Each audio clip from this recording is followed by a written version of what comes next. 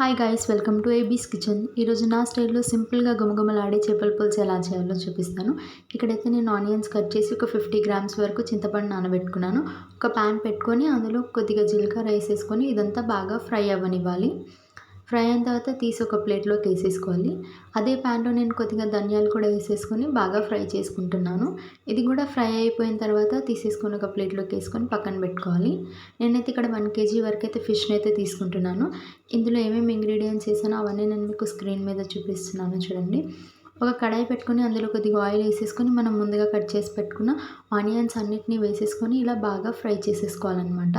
ఇవి golden brown వచ్చేలాగా బాగా ఫ్రై అవ్వనివ్వాలి. ఒక మిక్సీ జార్ తీసుకొని మనం ముందుగా ఫ్రై చేసుకున్న జీలకర్ర, ధనియాలు, ఆనియన్స్ వేసేసుకొని నేను మీకు వీడియోలో చూపించిన విధంగా ఇలా మెత్తగా పేస్ట్ లాగా చేసేసుకోవాలన్నమాట.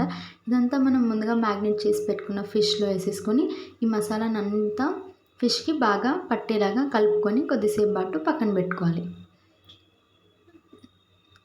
ఇలా వెడల్పున్న గిన్నె తీసేసుకొని అందులో కొద్దిగా ఆయిల్ వేసేసుకోవాలి. కొద్దిగా జీలకర్ర, కొద్దిగా కరివేపాకు, కొద్దిగా వెల్లుల్లిపాయ పేస్ట్ వేసేసుకొని బాగా పచ్చివాసన అంతా పోయే వరకు బాగా కలుపుకోవాలి. ఇలా గోల్డెన్ బ్రౌన్ వచ్చేలాగా కలుపుకోవాలి. ఇలా గోల్డెన్ బ్రౌన్ వచ్చిన తర్వాత మనం ముందుగానే మసాలా పట్టించిన ఫిష్ అంతా ఇలా వేసేసుకోవాలన్నమాట. ఇలా మసాలా అనేది పట్టేయడం వల్ల ఫిష్కి అనేది మసాలా బాగా పట్టి టేస్ట్ అనేది చాలా బాగుంటుందన్నమాట.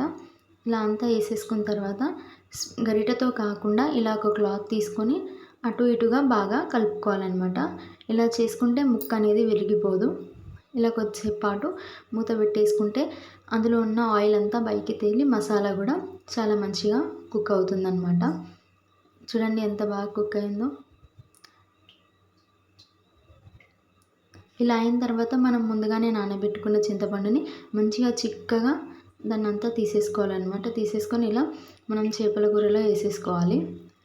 ఇలా వేసుకొని ఒకసారి బాగా కలుపుకోవాలి. ఎక్కువగా కాకుండా మామూలుగా కలుపుకోవాలి. ఫిష్ అనేది ముక్క ఇలా చాలా బాగా ఉడుకుతుందన్నమాట.